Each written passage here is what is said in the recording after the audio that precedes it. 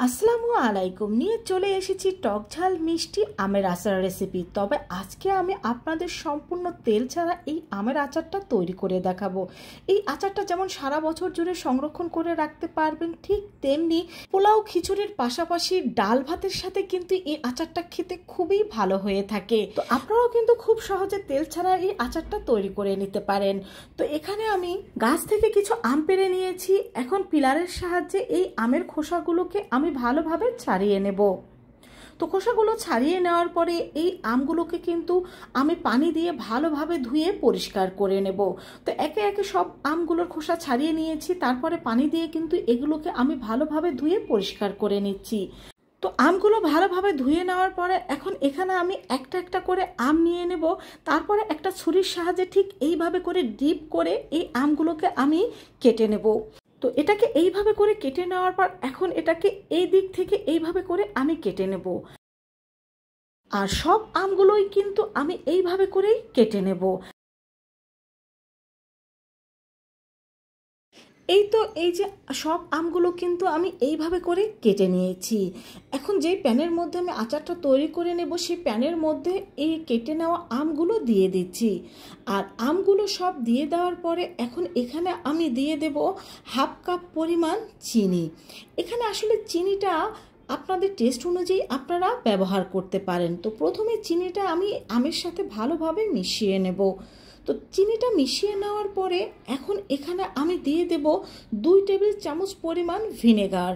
যেহেতু আমরা এখানে কোনো তেল ব্যবহার করব না, তাই অবশ্যই কিন্তু এখানে ভিনেগারটা ব্যবহার করতে হবে, তা না হলে কিন্তু দীর্ঘদিন এই আচারটা সংরক্ষণ করা যাবে না। তো ভিনেগারটা আবার মিশিয়ে নেওয়ার পরে এখন এটাকে ঢাকনা দিয়ে ঢেকে আমি 10 থেকে 15 মিনিটের জন্য রেখে দেব। এখন এখানে আমি আচারের মশলাটা তৈরি করে নেব। এজন্য প্রথমে কিছু শুকনো মরিচ আমি ভেজে নিচ্ছি। শুকনো মরিচটা কিছুটা ভেজে নেওয়ার পরে এখন এখানে আমি দিয়ে দেব 1 টেবিল চামচ পরিমাণ পাঁচফোড়ন। এখন এই পাঁচফোড়ন আর শুকনো মরিচটা কিন্তু আমি ভালোভাবে ভেজে নেব। আর এগুলোকে ভালোভাবে ভেজে নেওয়ার পরে আমি এটাকে ব্লেন্ডারে ব্লেন্ড করে নেব। আপনারা চাইলে এটাকে পাটায়ও বেটে নিতে পারেন। তো এই তো আমার মশলাটা কিন্তু তৈরি হয়ে গিয়েছে। তো এখানে আমি 15 মিনিট পরে ফিরে আসলাম। চিনিটা গলে গিয়েছে আর এখানে কিন্তু আমের থেকেও অনেকটা পানি বের হয়েছে। আর এই আচারটা তৈরি করার ক্ষেত্রে কিন্তু আমি কোনো পানি ব্যবহার করব না। এই চিনি আর আম থেকে যেটুকু পানি বের হয়েছে এটা দিয়েই এই আচারটা আমি তৈরি করে নেব। তো আমি এই প্যানটাকে কিন্তু অলরেডি চুলায় বসিয়ে দিয়েছি। এখন এখানে আমি দিয়ে দিচ্ছি হাফ টেবিল চামচ পরিমাণ লবণ এবং হাফ টেবিল চামচ পরিমাণ বিট লবণ। এখানে লবণটাও কিন্তু আপনাদের টেস্ট অনুযায়ী আপনারা ব্যবহার করতে পারেন। 1 চিমটির মতো দিয়ে দেব হলুদ গুঁড়ো ও হাফ চা চামচের মতো দিয়ে দেব লাল মরিচের গুঁড়ো। যেহেতু আমরা পাঁচফোড়ন গুঁড়ো করার সময় শুকনো মরিচটা গুঁড়ো করে নিয়েছি, তাই মরিচের গুঁড়োটা একটু কম ব্যবহার করলাম।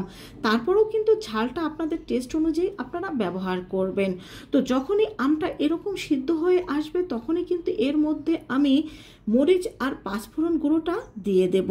তো যখনই এটা জাল করতে করতে এর কালারটা অনেকটা চেঞ্জ হয়ে আসবে তখনই বুঝতে পারবেন যে আচারটা তৈরি হয়ে গিয়েছে। এই যে দেখুন আমার আচারের কালারটা কিন্তু একেবারে পাল্টে গিয়েছে, তার মানে আমার আচারটা কিন্তু একেবারে তৈরি। এখন কিন্তু এর মধ্যে কোনো প্রকার কোনো পানি নেই।